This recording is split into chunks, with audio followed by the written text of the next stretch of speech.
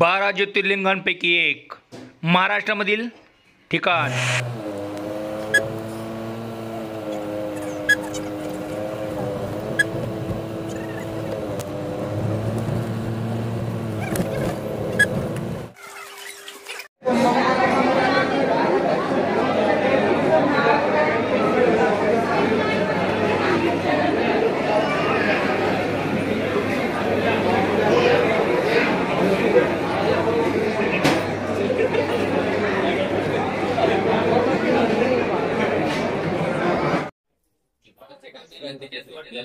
मित्रांनो, आपण आज आलेलो आहोत भीमाशंकर या ठिकाणी पुणे जिल्ह्यातील खेड तालुक्यातील भीमाशंकर मंचरपासून अगदी 60 ते 65 किलोमीटर अंतरावरती प्राचीन काळातलं हे मंदिर आहे। 12 ज्योतिर्लिंगांपैकी एक हे मंदिर असं आहे आणि अगदी सह्याद्री पर्वतरांमध्ये वसलेलं आणि ज्या ठिकाणी भीमा नदीचा उगम झाला त्याच ठिकाणी भीमाशंकर। आता याची कथा मी तुम्हाला अगदी थोडक्यात नंतर सांगणारच आहे। पाहत राहा, भीमाशंकर मंदिर खूप प्राचीन मंदिर आहे। 1400च्या काळातलं हे मंदिर आहे। त्याचा जीर्णोद्धार वगैरे हेमाडपंथी मंदिर आहे। मित्रांनो, भीमाशंकर पुणे जिल्ह्यातलं एक ठिकाण आणि पुणे जिल्ह्याच्या खेड तालुक्यात अगदी मंचरपासून 60 किलोमीटर अंतरावरती भारतातील 12 ज्योतिर्लिंगांपैकी हे एक ठिकाण आणि या ज्योतिर्लिंगांमधून पश्चिमी महाराष्ट्रातील प्रमुख नद्यांपैकी एक भीमा नदी उगम पावते। भीमाशंकर हे ठिकाण जे आहे ते सह्याद्रीच्या प्रमुख रांगेमध्ये अतिशय घनदाट अरण्याने वेढलं गेलेलं। आता या ठिकाणी येत आहे म्हटल्यावरती अगदी कोकणकडा जवळच आहे, तोही तुम्ही पाहू शकता। सीताराम बाबा आश्रम पाहू शकता आणि प्रमुख आकर्षण म्हणजेच येथील नागफणी। आश्रमापासून नागफणीला जायला पायवाट आहे आणि हे ठिकाण सर्वात उंच ठिकाण असून त्याची उंची समुद्र सपाटीपासून 1230 मीटर इतकी आहे। हे या विभागाचं अतिशय विहंगम दृश्य आहे आणि कोकणातून हे शिखर नागाच्या फण्याप्रमाणे दिसतं, म्हणून त्याला नागफणी म्हणतात। आता या ठिकाणी जायचं म्हटल्यावरती रात्री 11-12 वाजताच घरून निघालो।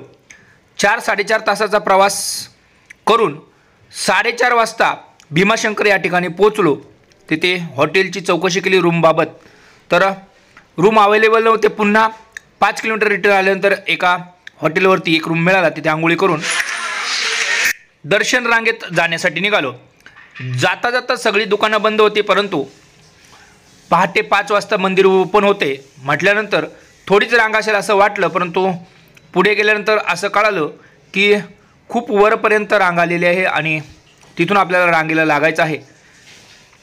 5 वाजता भीमाशंकरवरती जर एवढी गर्दी असेल तर सकाळी 8-9 नंतर आले तर तुम्हाला नक्कीच गाड्या 2 ते 4 किलोमीटर लांबच लावायला लागतील, एवढी गर्दी या ठिकाणी दररोज असते। तर चला आता जाऊया आपण दर्शन रांगेकडे, कारण एवढ्या लांबून आलो आहे, देवाचं तर दर्शन रांगेतूनच घ्यायचं हा अट्टहास, आणि त्यासाठी रांगेत जाण्यासाठी निघालो। आता दर्शन रांगेत उभे राहता राहता मी तुम्हाला थोडीशी माहिती सांगतो, कारण भीमाशंकर हे खूप सुंदर ठिकाण आणि भीमाशंकर येथील भीमा नदीचा उगम पाहणे खरोखरच एक अविस्मरणीय आनंद। भारतातील 12 ज्योतिर्लिंगापैकी 6वे ज्योतिर्लिंग म्हणजे भीमाशंकर आणि भगवान शंकराचं हे धार्मिक स्थळ प्रसिद्ध आहे। निसर्गाने मुक्त हस्ताने उधळण करून या परिसराला सजवलेलं आहे आणि सह्याद्रीच्या पश्चिमेकडील पसरलेल्या एका रांगेवरील एक उंच डोंगरावरती भीमाशंकर आहे। प्रचंड गर्द झाडी जंगल व उंच डोंगराच्या कुशीत भीमाशंकराचं मंदिर आहे। आता मित्रांनो बघा, ही दर्शन रांग इथून कमीत कमी 1 ते 1.5 तास आपल्याला देवाच्या गाभाऱ्यात पोचायला नक्कीच लागणार। आता हे जे मंदिर आहे हे मंदिर हेमाडपंथी पद्धतीचं सुमारे 1200 ते 1400 वर्षापूर्वीचं मंदिर असेल असं वाटतं। मंदिराच्या छतावरती खांबावरती सुंदर नक्षीकाम सुद्धा आढळतं, जे मी दाखवणार आहे तुम्हाला पुढे व्हिडिओमध्ये। मंदिरावरती दशावताराच्या कोरलेल्या मूर्तीसुद्धा आहेत, रेखीव काम आहे। त्याच्यानंतर सभामंडपाबाहेर सुमारे 5 मन वजनाची असलेली लोखंडी घंटासुद्धा आहे। आता चिमाजी आप्पांनी ही घंटा भेट दिल्याचं सांगण्यात येतं। या घंटेवर 1729 असं इंग्रजीत नोंद आहे।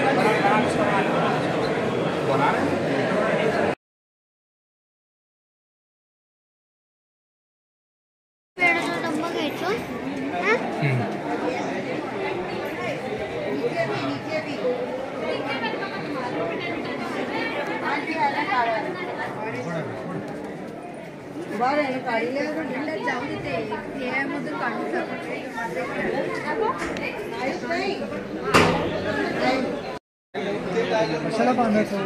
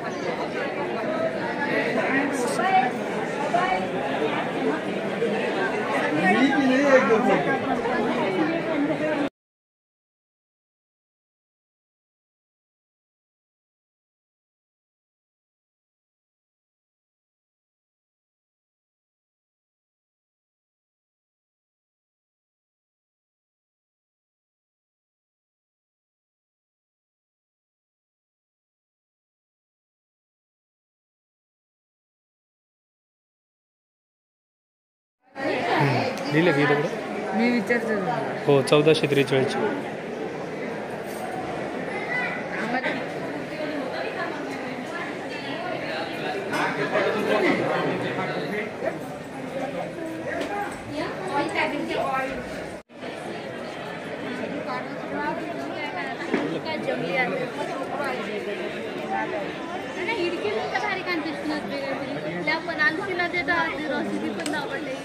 बॅक साईड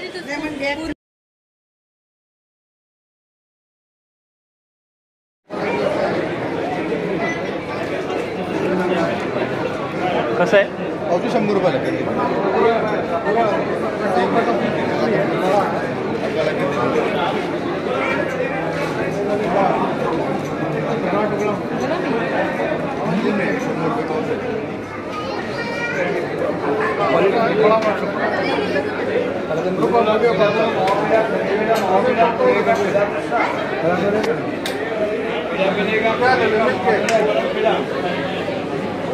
$200 ग्राम